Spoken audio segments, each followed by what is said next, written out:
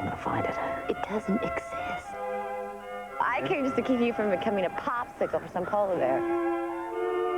This search, I feel like it's something you're supposed to do. I still have that feeling. Yeah, I know what you mean. We've been through a lot together. I don't have any regrets, Fleischman. Goodbye. Surprise, surprise! Achy Breaky Billy guest stars. If Emily Bronte married you, her name would be Brontosaurus. Now with the Nanny, Wednesday.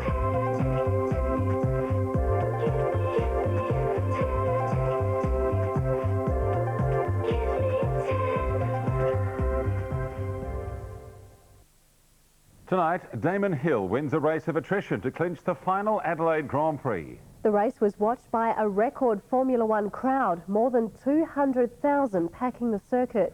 And police investigating yet another arson attack at an Adelaide school.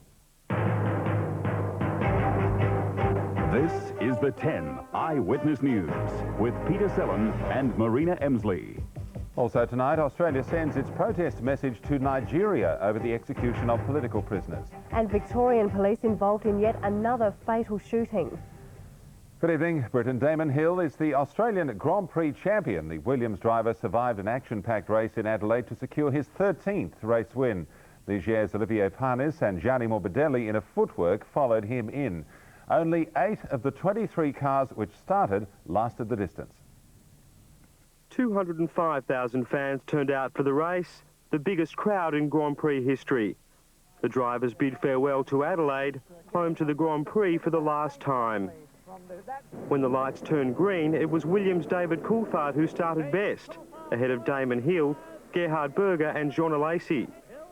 World champ Michael Schumacher, third on the grid, slipped to 5th at the start and was held up early by Berger. In lap 20, leader Coulthard ran wide and into the pit lane wall, crashing out of the race.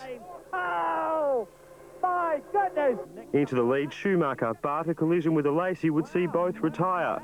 The German's dream of winning a record 10 races in a season in tatters. I think the office is closed for Michael Schumacher. Well, With Lacey, Coulthard and Schumacher out, Hill started to assert himself, surging clear of second-placed Berger. Then it was Berger's turn to exit. with what looks like a blown engine. Johnny Herbert and Eddie Irvine followed before car trouble forced Irvine out. Frenchman Olivier Panis moved into third position and then to second when Herbert's car caught fire and denied him third place in the overall championship. Oh, and that is Johnny Herbert! But no one was going to deny Hill, who was well on his way to his 13th career victory.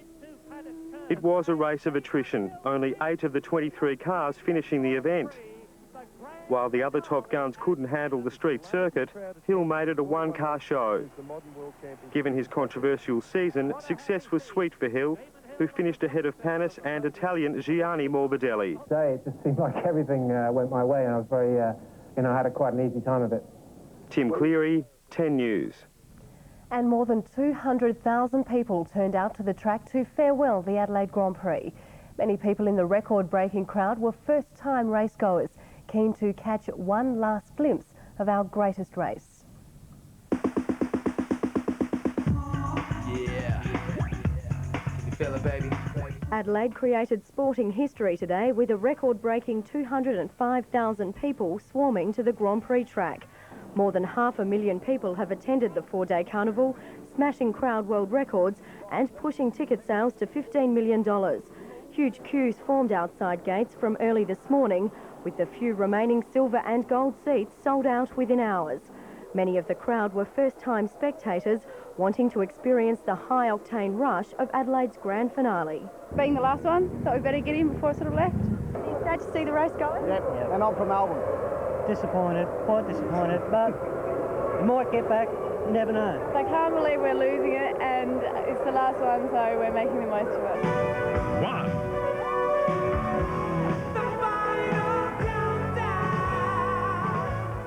While the pre-race action hotted up on the track, some were sleeping off their overindulgences, while others were still going strong.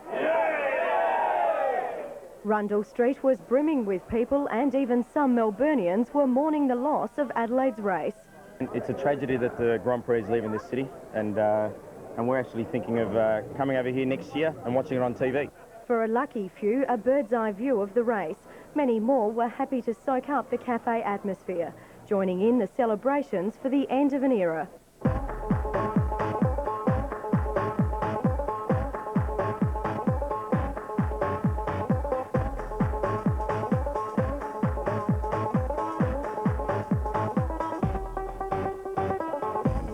Stephanie Taylor, 10 News.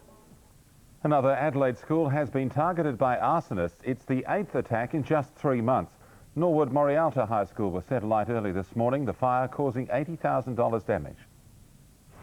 Fire crews were called to the school just before 3 this morning. The equipment shed was engulfed in flames.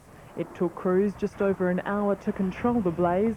Thousands of dollars worth of sporting equipment and grounds maintenance vehicles were destroyed. The school community is shocked at the attack.